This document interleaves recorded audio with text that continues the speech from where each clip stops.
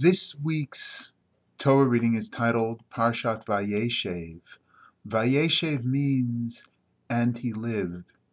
This is referring to Yaakov Avinu, Jacob our patriarch, and his children who lived in the land of Canaan, currently known as the state of Israel. The Torah tells us that Yaakov favored Yosef, who was the firstborn of his beloved Rachel. He gave him a gift of a special multicolored robe. Those of us who remember Joseph and the Technicolor Dreamcoat, which was a play that appeared on Broadway, will remember that that play was based on this piece of Torah narrative. Yosef is immediately identified as a dreamer, and initially those dreams get him in trouble.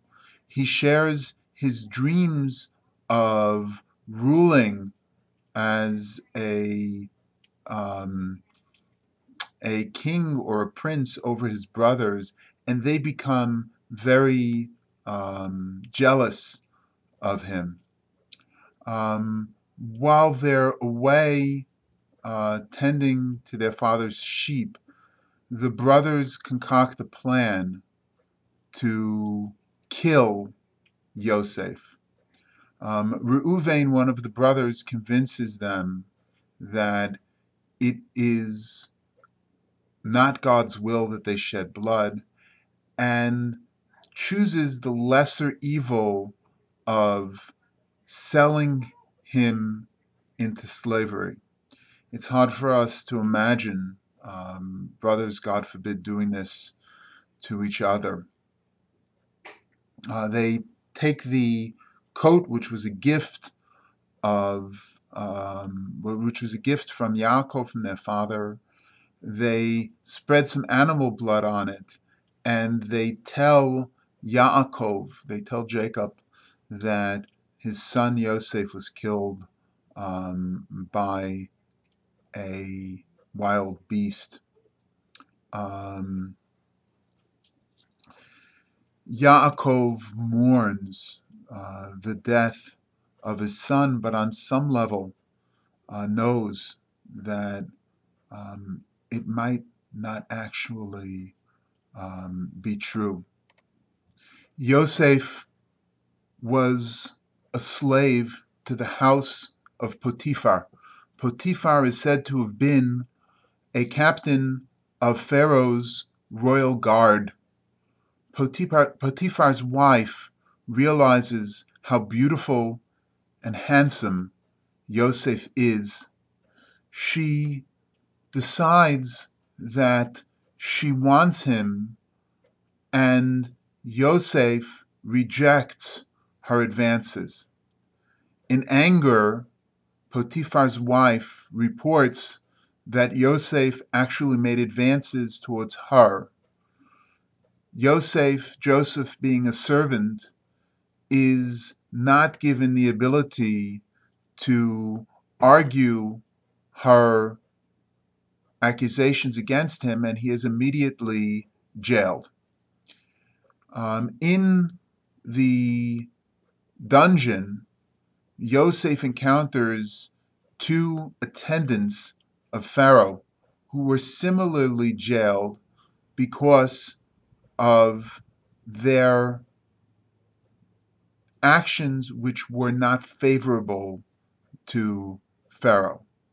Both had very odd dreams that Yosef interprets, telling the butler that he would soon be released from jail and restored to his position in the royal palace, telling the baker that he would sadly be executed. Yosef's prediction comes true, and the Torah reading tells us that, for the meantime at least, the butler forgets about Yosef. The narrative continues in next week's Torah reading, and we understand that Yosef's capacity to dream and understand dreams is ultimately what saves him. The Torah reading, however, in this week's portion, seems to indicate that Yosef's dreams may not have been a good thing. And Rashi focuses on this and talks about Yaakov's reaction to the dream. Yaakov seems to be upset that Yosef taunted his brothers with the dream, but it tells us Vishamar Hadavar, and he protected the thing. And Rashi explains that Yaakov actually understood that Yosef would emerge as a leader and felt that this was an important thing and perhaps even a blessing to the other siblings. But Yaakov understood that this is something that needed to be cultivated and seen towards its fruition.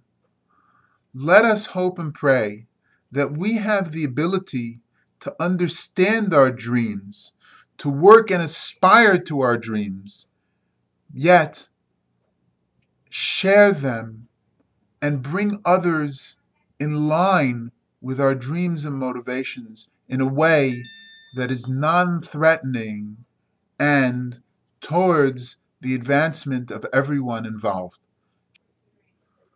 The story of sibling rivalry, fanned or fueled by a preference shown to an individual child, one over the other, is not something that is new within the Torah narrative.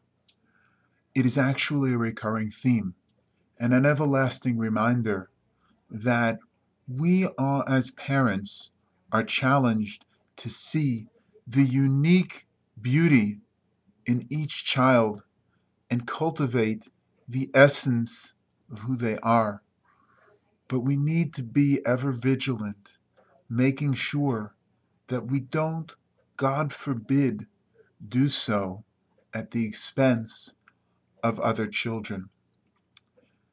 We are given a great gift in the Torah narrative by being allowed to see the very human side of our patriarchal and matriarchal families.